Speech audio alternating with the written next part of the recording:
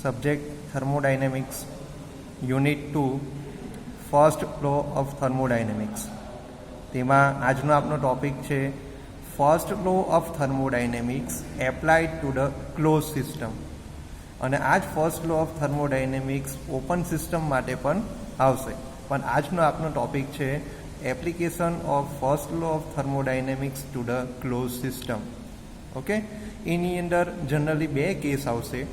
First law of thermodynamics applied to cyclic process of close system, અને બીજો case આવશે first law of thermodynamics applied to non cyclic process of the close system. હવે cyclic process અને non cyclic process અને થોડો concept મેળવી લઈએ. Cyclic process એટલે કે એવી પ્રોસેસ કે જે પ્રોસેસના કોમ્બિનેશનથી થઈને ફરી મૂળ પોઝિશન ઉપર આવતી હોય, એટલે કે સાયકલની બનેલી પ્રોસેસીસ જે હોય તે સાયક્લિક પ્રોસેસ કહેવાય. જ્યારે નોન સાયક્લિક પ્રોસેસમાં જેટલી પ્રોસેસીસ છે તો ઇનિશિયલ સ્ટેટથી સ્ટાર્ટ થઈને નંબર ઓફ પ્રોસેસીસ કમ્બાઈન કરીને ફરી ઇનિશિયલ સ્ટેટ ઉપર ના પહોંચે તો એ બધી પ્રોસેસીસ કહેવાશે નોન સાયક્લિક પ્રોસેસ. હવે અત્યારે આપણે જે કેસ લેવાના છે તે first law of thermodynamics applied to the cyclic process. અને એ સાયક્લિક પ્રોસેસનો કેસ સમજવા માટે અહીં આપણે એક ડાયાગ્રામ ડ્રો કરીશું. Pressure versus volume diagram. અને એમાં આપણે ટોટલ 4 પ્રોસેસ લઈશું. Process 1 to 2, 2 to 3, 3 to 4, 4 to 1. Process 1 to 2, 2 to 3, 3 to 4 and 4 to 1. Okay, તો એ જ વસ્તુ જે છે તે પ્રોસેસ 1 to 2 દરમિયાન W1 જેટલું વર્ક સિસ્ટમ ઉપર લાગે છે કન્સિડર કરો. 2 to 3 Q1 જેટલી હીટ એડ થાય છે. 3 to 4 W2 જેટલું કાર્ય સિસ્ટમ દ્વારા સરાઉન્ડિંગ ઉપર થાય છે. અને 4 to 1 Q2 જેટલી હીટ સિસ્ટમ દ્વારા રિજેક્ટ થાય છે. એટલે આ જ વસ્તુ જે આ તમને વચ્ચેની પ્રોસેસનું કોમ્બિનેશન દેખાય છે એ એક પ્રકારની તમારી સાયકલ છે. એ જ વસ્તુ જે છે તે અહીંયા ધારો કે આ સિસ્ટમ દ્વારા સમજીએ. સપોઝ આ તમારી એક આર્બિટરી શેપની સિસ્ટમ છે કે જેમાં W1નો એરો ઇનસાઇડ છે, Q1નો એરો ઇનસાઇડ છે, W2નો એરો આઉટસાઇડ છે અને Q2નો એરો આઉટસાઇડ છે. Same way here 1 to 2, 2 to 3, 3 to 4, 4 to 1. Okay, હવે તમે જોયું હશે કે સાયક્લિક પ્રોસેસની અંદર સિસ્ટમ જે છે ધારો કે 1 નંબરના પોઈન્ટ ઉપરથી શરૂઆત થાય છે તો નંબર ઓફ પ્રોસેસીસ કરીને એ ફરી 1 નંબરના પોઈન્ટ ઉપર જ પાછું ફરે છે. બરાબર, એટલે એમ કહેવાય કે ઇનિશિયલ સ્ટેટ ઉપર જે કંઈ સિસ્ટમની પ્રોપર્ટી હતી, ધારો કે પ્રોપર્ટી એટલે શું, આ 1 નંબરનો પોઈન્ટ છે ત્યાં તમારું વોલ્યુમ થશે V1 અને પ્રેશર થશે P1. હવે નંબર ઓફ પ્રોસેસીસ એટલે 1 to 2, 2 to 3, 3 to 4 અને 4 to 1 થઈને ફરી 1 નંબરના પોઈન્ટ ઉપર જ આવે છે. મીન્સ ઇનિશિયલ સ્ટેટ ઉપર જે પ્રેશર અને વોલ્યુમ હતું તે પ્રોસેસીસ કરીને જે એન્ડ ઉપર આવે છે ફરી ઇનિશિયલ પોઝિશન ઉપર આવવાથી એની પ્રોપર્ટીમાં કોઈ ફેરફાર થતો નથી. બરાબર, જે આપણે અહીંયા ફિગરમાં જોઈ શકીએ છીએ. હવે એ જ વસ્તુ સમજવા માટે ધારો કે આ સ્ટેટ નંબર 1 છે. એટ સ્ટેટ 1 આપણે એક સ્ટોર્ડ એનર્જી કન્સિડર કરીએ. Stored energy E1. ધારો કે સ્ટેટ 1 ઉપર એની સ્ટોર્ડ એનર્જી એટલે કે સિસ્ટમમાં સંગ્રહિત થયેલી એનર્જી છે તેને આપણે E1 કહીએ. બરાબર, તો એ જ રીતે જ્યારે સિસ્ટમ 1 થી 2, 2 to 3, 3 to 4 અને 4 થી 1 ઉપર આવશે તો 1 ઉપર આવવાથી ફરી એની સ્ટોર્ડ એનર્જી E1 જ થઈ જશે. બરાબર, આનો મતલબ એમ થયો કે algebraic sum of all the energy transfer during the cyclic process is 0. એટલે કે સાયક્લિક પ્રોસેસ દરમિયાન કોઈપણ પ્રકારના એનર્જી ટ્રાન્સફરનો બેઝિક સરવાળો તમે કરશો ને તો તે હંમેશા શૂન્ય થશે. બેઝિક સરવાળો એટલે શું, અમુક વેલ્યુ તમારી ધારો કે વેલ્યુ પ્લસ છે, અમુક વેલ્યુ તમારી માઇનસ છે, તો એ બધાનો સરવાળો જો તમે કરશો એનર્જી ટ્રાન્સફરની અંદર હીટ ટ્રાન્સફર પણ આવી ગયું અને એનર્જી ટ્રાન્સફરની અંદર વર્ક ટ્રાન્સફર પણ આવી ગયું. તો આ દરેકે દરેક એનર્જી ટ્રાન્સફરનો એલ્જિબ્રિક સમ સાયક્લિક પ્રોસેસ માટે 0 થાય. ઓકે, તો આ એક પ્રકારની સાયક્લિક પ્રોસેસ થઈ. હવે સાયક્લિક પ્રોસેસ માટે ફર્સ્ટ લો ઓફ થર્મોડાયનેમિક્સ આપણે શું હતું? આપણે સરે સમજાયેલું હતું એ પ્રમાણે કે algebraic sum of the work transfer that is equal to algebraic sum of the heat transfer. બરાબર, વર્ક અને હીટ એ બંને એનર્જી ટ્રાન્સફર જ છે, એટલે algebraic sum of the work transfer that is same as algebraic work of heat transfer. તો તે જ વસ્તુ આપણે અહીંયા લખીએ કે ભાઈ summation of work for cycle that is proportional to summation of heat for the cycle.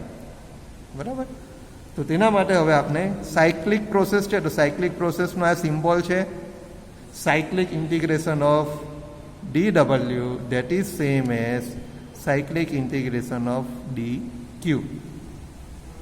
Okay, હવે આવે ધારો કે પ્રોપોર્શનાલિટી છે, તો પ્રોપોર્શનાલિટી કાઢવા માટે એક કોન્સ્ટન્ટ લેવા પડે that is equal to our joule constant J that is dq. Okay, તો cyclic integration of dW that equal to J cyclic integration of dq. Okay, ચલો હવે આપણે આ જ પોઈન્ટ જે છે એ વસ્તુ અંદર કન્સિડર કરીએ. ચલો હવે ખાસ ધ્યાન આપજો કે W1, તો W1નો જે છે તે એરો અંદરની સાઈડ ઉપર છે, અને Q1, તો Q1નો એરો જે છે તે અંદરની સાઈડ ઉપર છે. બરાબર, તો આના માટે હવે પહેલાં આપણે જોઈશું કે ભાઈ વર્ક ટ્રાન્સફરની જે વેલ્યુ છે dW, તો તેમાં બે પ્રકારના વર્ક લાગે, W1 અને W2. W1 જે છે તે સરાઉન્ડિંગ દ્વારા સિસ્ટમ ઉપર લાગે છે, ઓન ધ સિસ્ટમ છે. ઓન ધ સિસ્ટમ હોય એટલે પ્લસ આવે કે માઇનસ? માઇનસ, એટલે માઇનસ W1. અને W2 છે તે work is done by the system on the surrounding છે. એરો ક્યાં જાય છે જુઓ, પૂંછડીથી એરો જ્યાં જતું હોય ત્યાં લખવાનું, by the system on the surrounding. તો W2ની વેલ્યુ જે છે એ પોઝિટિવ આવશે, તો plus W2 that is equal to our J constant. And for cyclic integration of dq, તો હીટ માટે જોઈએ તો Q1 એ સિસ્ટમની ઇનસાઇડ જાય છે, એટલે કે Q1 જેટલી હીટ એડ થાય છે, તો હીટ એડિશન પ્રોસેસ આવશે પ્લસ, એટલે પ્લસ Q1. અને Q2 એનો એરો સિસ્ટમની બહારની તરફનો છે, એટલે એ આવશે આપણું હીટ રિજેક્શન, અને હીટ રિજેક્શન આપણે જનરલી લઈએ છીએ માઇનસ, એટલે માઇનસ Q2. ઓકે, હવે એને ફેરીને લખી દઈએ કે ભાઈ W2 minus W1 that is equal to J into Q1 minus Q2. બરાબર, હવે SI સિસ્ટમ જે છે, SI સિસ્ટમ તેની અંદર હીટ અને વર્ક બંનેના યુનિટ તમારા સેમ થાય. જે વર્કનો યુનિટ છે તે જ તમારા હીટનો યુનિટ થાય. તો એ કેસની અંદર તમારું જે જૂલ કોન્સ્ટન્ટ J છે એ જૂલ કોન્સ્ટન્ટ Jની વેલ્યુ આવશે 1. બરાબર, ખાસ ધ્યાન રાખજો કે જ્યારે વર્ક અને હીટ બંનેના યુનિટ અહીંયા સમાન છે, એનો મિનિંગ એમ થાય કે જેટલો વર્ક ટ્રાન્સફર છે એટલી જ વેલ્યુ હીટ ટ્રાન્સફર છે. તો meaning this divide by this કરો તો જેની વેલ્યુ તમારી શું થશે? 1. તો એ જેની વેલ્યુ અહીંયા 1 મૂકીએ તો આપણું ફાઇનલ ઇક્વેશન આવશે W2 minus W1 that is equal to Q1 minus Q2. Okay, તો આ તમારે થઈ ગયું વર્ક ડનની value for first law of thermodynamics for cyclic process of close system. Okay, તો ક્લોઝ સિસ્ટમમાં ખબર પડી, ફરી જોઈ લો ફટાફટ. આપણે 4 સિસ્ટમનું કોમ્બિનેશન લીધું, 1 to 2, 2 to 3, 3 to 4, 4 to 1. Initial state 1 છે અને ફાઇનલ સ્ટેટ પાછું ત્યાં જ આવીને પટે છે, એટલે કે જેટલી સ્ટોર્ડ એનર્જી તમે 1 પોઈન્ટ ઉપર કન્સિડર કરો એ સ્ટોર્ડ એનર્જીમાં કોઈ ફેરફાર થતો નથી. એટલે એના પરથી એમ થયું કે ભાઈ જેટલાય પણ હીટ એડ થાય છે કે જેટલા પણ વર્ક આના દ્વારા થાય છે કે એના ઉપર વર્ક થાય છે એ બધાનો બેઝિક સરવાળો, એટલે કે algebraic sum of the all the energy transfer for the cyclic process become 0. તો એના પરથી first law of thermodynamics apply કર્યો. Cyclic integration of dW is proportional to cyclic integration of dq. પ્રોપોર્શનલથી કાઢીને J કોન્સ્ટન્ટ મૂક્યો. હવે W1 A on the system છે એટલે માઇનસ, W2 એ બાય ધ સિસ્ટમ છે એટલે પ્લસ, Q1 હીટ એડિશન છે એટલે પ્લસ, Q2 હીટ રિજેક્શન છે એટલે માઇનસ. અને એ વેલ્યુ મૂકવાથી આપણે એનું ફાઇનલ ઇક્વેશન કંઈક આ ફોર્મમાં મળશે. આ આપણે વાત કરી સાયક્લિક પ્રોસેસ માટે. હવે આપણે જઈશું નોન સાયક્લિક પ્રોસેસ માટે. તો જ્યારે નોન સાયક્લિક પ્રોસેસ હોય, સેકન્ડ કેસ આપણે લઈએ છીએ first law of thermodynamics applied to non cyclic process of thermodynamics. ચલો હવે નોન સાયક્લિક છે. નોન સાયક્લિક પ્રોસેસ જે છે તો તેમાં એકચ્યુઅલી ખબર જ પડી જાય કે જે ઇનિશિયલ સ્ટેટ 1 હોય અને ફાઇનલ સ્ટેટ જે ફાઇનલ હોય તે એક જ પોઈન્ટ ઉપર હોતા નથી. જેમ કે સમજવા માટે અહીંયા ડ્રો કરીએ કે ભાઈ આ 1 to 2 છે, 2 to 3, 3 to 4, 4 to 1, 1 to 2, 2 to 3, 3 to 4, 4 to 5. તો 1 અને 5 એ બંને અલગ અલગ સ્ટેજ છે, એટલે આ એક પ્રકારની નોન સાયક્લિક પ્રોસેસનું કોમ્બિનેશન કહેવાય.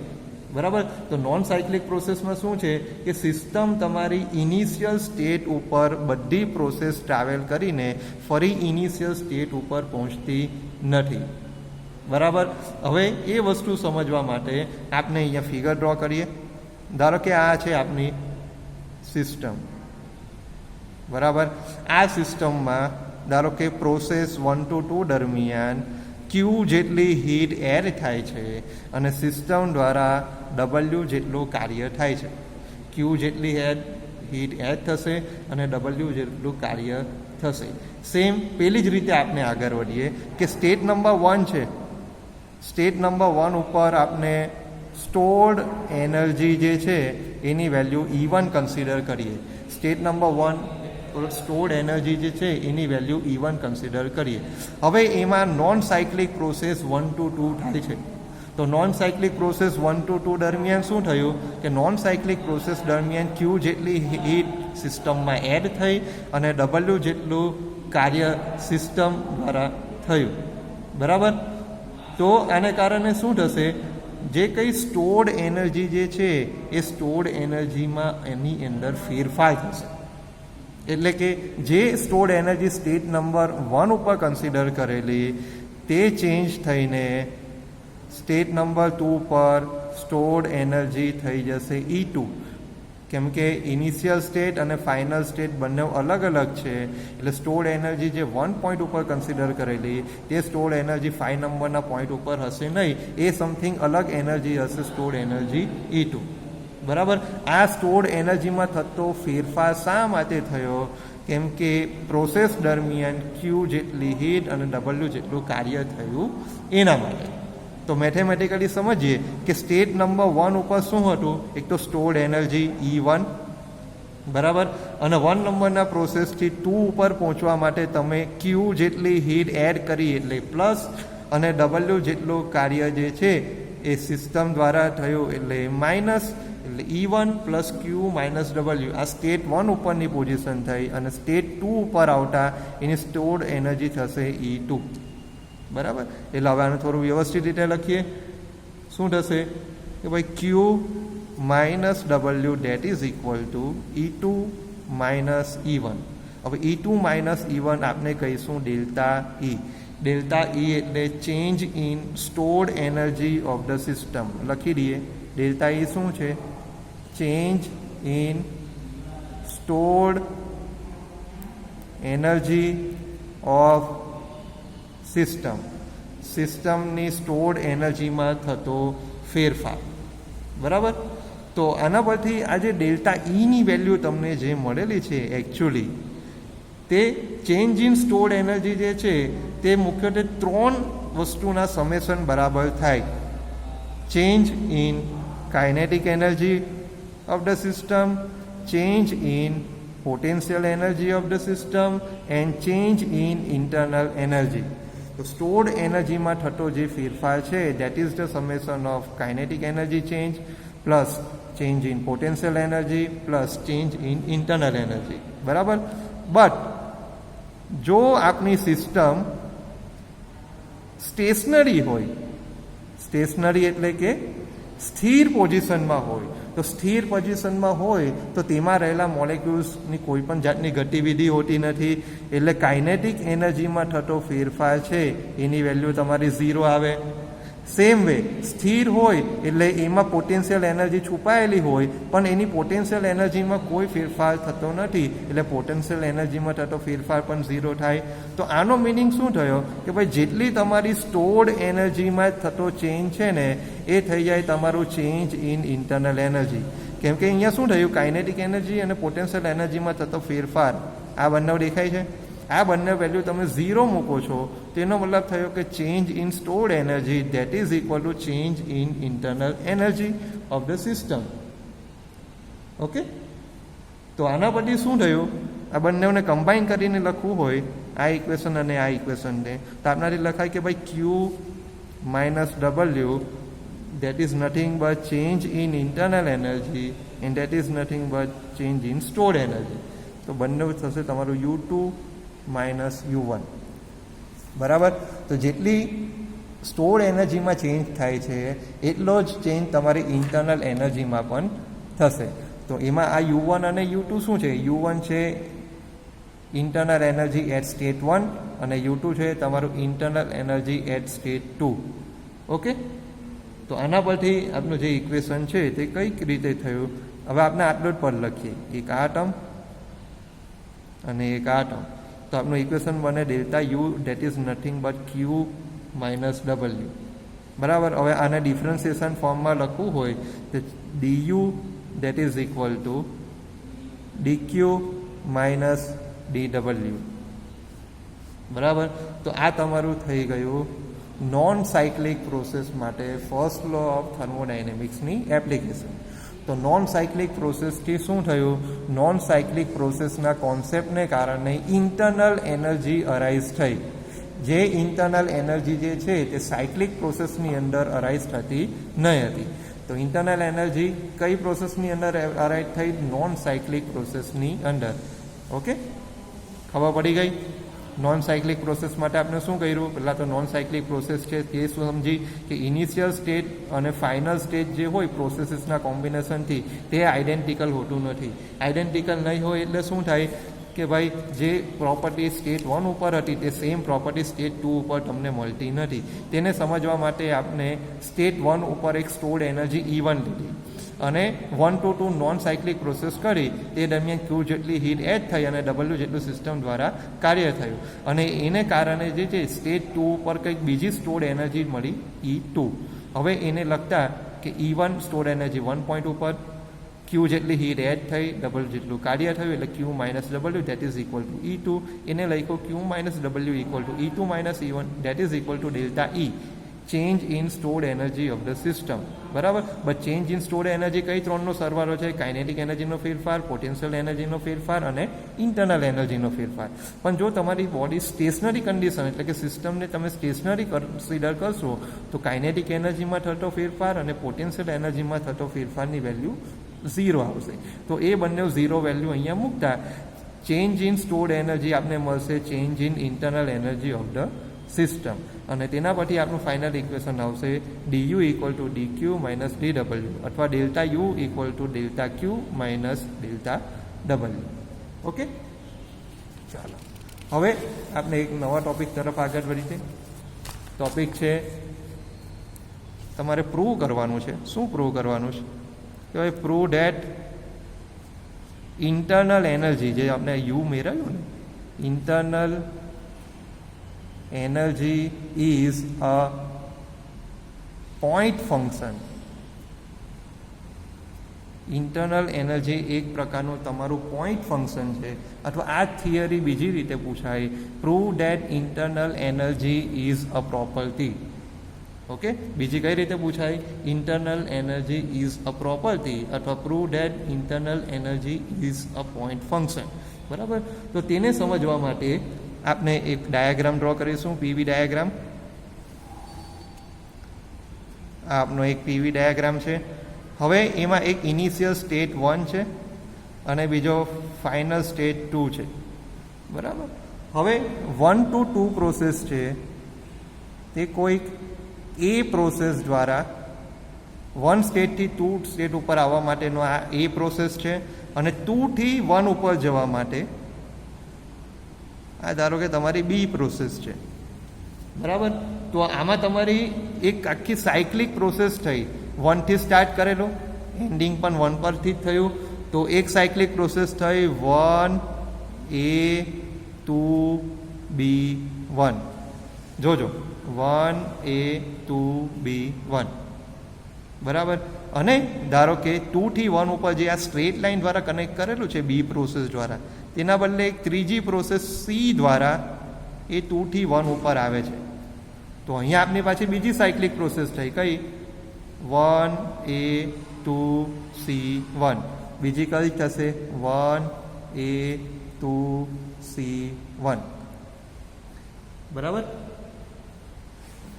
તો અહીંયા તમે બે સાયક્લિક પ્રોસેસ અલગ અલગ થઈ, 1A2B1 અને 1A2C1.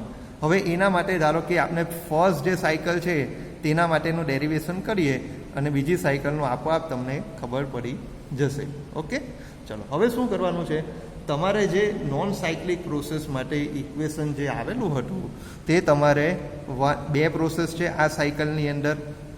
પહેલી પ્રોસેસ કઈ કે ભાઈ 1A2, તો અહીંયા લખીએ કે ભાઈ ફોર પ્રોસેસ 1A2. અને બીજી પ્રોસેસ કઈ બને? 2B1, તો અહીંયા લખીએ પ્રોસેસ 2B1. બરાબર. તો 1A2 પ્રોસેસ માટે આપણે first law of thermodynamics apply કરીએ નોન સાયક્લિક. તો આપણું ઇક્વેશન શું હતું કે ભાઈ Q that is equal to U plus W. બરાબર ને? આપણે ક્યુને સૂત્રનો કરતા રાખીને મૂકીએ, Q equal to U plus W. હવે આ કઈ પ્રોસેસ માટે છે? પ્રોસેસનું નામ શું છે? A. પ્રોસેસનું નામ A છે એટલે સફિક્સમાં આપણે લખીશું A.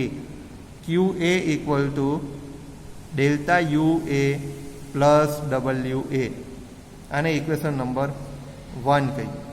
અને સેમ વે 2B1 માટે લખવું હોય તો QB that is equal to delta UB plus WB. આને આપણે આપીશું ઇક્વેશન નંબર 2. તો આપણી બે અલગ સાયક્લિક પ્રોસેસ છે, તેમાં બે પ્રોસેસનું કોમ્બિનેશન છે 1A2 અને 2B1. બંને માટે આપણે Q, U અને Wની રિલેશનશિપ લખી, એને અનુક્રમે આપણે નામ આપ્યા ઇક્વેશન નંબર 1 અને ઇક્વેશન નંબર 2. ઓકે. હવે સાયક્લિક પ્રોસેસ માટે આગળ આપણે જોઈ ગયા એ માટે કે ભાઈ કોઈ પણ સાયક્લિક પ્રોસેસ હોય તો ફર્સ્ટ લો ઓફ થર્મોડાયનેમિક્સ શું કહે છે કે ભાઈ cyclic integration of heat transfer that is same as cyclic integration of work transfer. બરાબર. અને એક કોન્સ્ટન્ટ જે તમારે લખવું હોય તો લખી શકાય. ક્લિયર. પણ જેની વેલ્યુ જે છે હીટ અને વર્ક બંને સેમ યુનિટના હોવાથી ફરી તમારી જેની વેલ્યુ શું થશે? 1. તો આ જ વાક્ય ફરી લખાય કે ભાઈ cyclic integration of DQ that is same as cyclic integration of DW. Okay. ચાલો હવે એ જ વસ્તુ હવે આપણે આના માટે એપ્લાય કરીએ. સાયકલની અંદર ભાઈ કેટલી હીટ છે?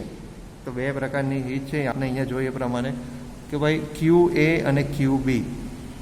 QA અને QB આ જેટલી હીટ ટ્રાન્સફર છે એ તમારું WA પ્લસ WB બરાબર થાય. બરાબર. કેમ કે જેટલી હીટ ટ્રાન્સફર છે તો હીટ ટ્રાન્સફર એક છે QA અને બીજી હીટ ટ્રાન્સફર છે QB. તો તે તમારી WA અને WB એના ઇક્વલ ટુ થશે. આને નામ આપીએ ઇક્વેશન નંબર 3. ઓકે. આ ઇક્વેશન 3ની અંદર ખાસ ધ્યાન આપજો, જે ઇક્વેશન 1ની આ QAની વેલ્યુ અને ઇક્વેશન 2ની આ QBની વેલ્યુ આ બાજુ લેફ્ટ હેન્ડ સાઈડ ઉપર મૂકતા. લેફ્ટ હેન્ડ સાઈડ ઉપર જે QA અને QBની વેલ્યુ છે ને ઇક્વેશન 3માં, ત્યાં આ બંને વેલ્યુ આપણે પુટ આઉટ કરીએ. ચલો QAની વેલ્યુ શું છે? તો ડેલ્ટા UA પ્લસ WA. QBની વેલ્યુ શું છે? Delta UB plus WB equal to, અને right hand side as it is WA plus WB. તો તમે જોશો WA ઇક્વલ ટુની બંને સાઈડ ઉપર છે, કેન્સલ આઉટ. WB ઇક્વલ ટુની બંને સાઈડ ઉપર છે, કેન્સલ આઉટ. તો આપનું ઇક્વેશન શું બનશે કે ભાઈ delta UA that is equal to minus delta UB. બરાબર. આને આપણે ઇક્વેશન નંબર 4 આપી દીધી. આ આપણે કોના માટે ડિરાઈવ કર્યું? For process 1A2B1. કઈ? Process 1A2B1. સિમિલરલી જો આપણે પ્રોસેસ 1A2C1 આ દેખાય છે 1A2C1 તેના માટે જો આપણે આ જ રીતે ડેરિવેશન કરીએ તો આપણે change in internal energy delta U એ તમને મળશે ઇન્સ્ટેડ ઓફ 1A2B1 માં બી માટે હતું તો 1A2C1 માં સી માટે થશે એટલે કે delta U A that is equal to minus delta U C. Okay, આને આપણે ઇક્વેશન નંબર 5 કહીએ. તો ઇક્વેશન 4 અને ઇક્વેશન 5. ઇક્વેશન 4 છે delta U A equal to minus delta U B. Equation 5 છે delta U A equal to minus delta U C. તો equation 4 અને 5 ને કમ્પેર કરીએ તો ઇક્વેશન 4 અને 5 ના બંનેની લેફ્ટ હેન્ડ સાઈડની વેલ્યુ જો સેમ છે તો બંનેની લેફ્ટ હેન્ડ સાઈડની વેલ્યુ જો સેમ હોય તો બંનેની રાઈટ હેન્ડ સાઈડની વેલ્યુ પણ તમારી સેમ થાય. તો એમ કહી શકાય કે ભાઈ comparing equation 4 and 5 delta UB that is same as delta UC. તો આનો મતલબ શું થયો કે ભાઈ તમે પ્રોસેસ 1A2 છે ત્યાંથી ફરી 1 ઉપર લાવવા માટે બી પ્રોસેસ કન્સિડર કરો કે સી પ્રોસેસ કન્સિડર કરો છો. 2 થી 1 ઉપર રિટર્ન થવા સાયક્લિક પ્રોસેસ પૂરી કરવા બી પ્રોસેસ અપનાવો છો કે સી પ્રોસેસ અપનાવો છો એનાથી એની ઇન્ટરનલ એનર્જીમાં થતો જે ફેરફાર છે એના ઉપર કોઈ આધાર રાખતો નથી. તો જો ખાલી ઇન્ટરનલ એનર્જીનો થતો ફેરફાર કયા પોઈન્ટ ઉપર આધાર રાખે છે એના સ્ટેજ જે ફાઇનલ સ્ટેજ છે સ્ટેટ 1 એન્ડ સ્ટેટ 2 બરાબર. તો આના પરથી એમ કહેવાય કે ભાઈ change in internal energy of the system only depends on 2 and state. Internal એનર્જીમાં થતો ફેરફાર છે ને એ ખાલી એના 2 એન્ડ સ્ટેટ ઉપર આધાર રાખે છે, નહીં કે 1 થી 2 ઉપર જવા કે 2 થી 1 ઉપર જવા કયું પ્રોસેસનો પાથ અપનાવે છે એ પ્રોસેસના પાથ ઉપર આધાર રાખતું નથી. એટલે જ એ એક પ્રકારનું પોઈન્ટ ફંક્શન બને છે. અને પોઈન્ટ ફંક્શનની ડેફિનેશન આપણે જોઈ જ હતી કે જે ફક્ત ને ફક્ત 2 એન્ડ સ્ટેટ ઉપર આધાર રાખે છે, નહીં કે એની પાથ ઉપર. એટલે જ ઇન્ટરનલ એનર્જી જે છે એને એક પોઈન્ટ ફંક્શન કન્સિડર કરવામાં આવે છે.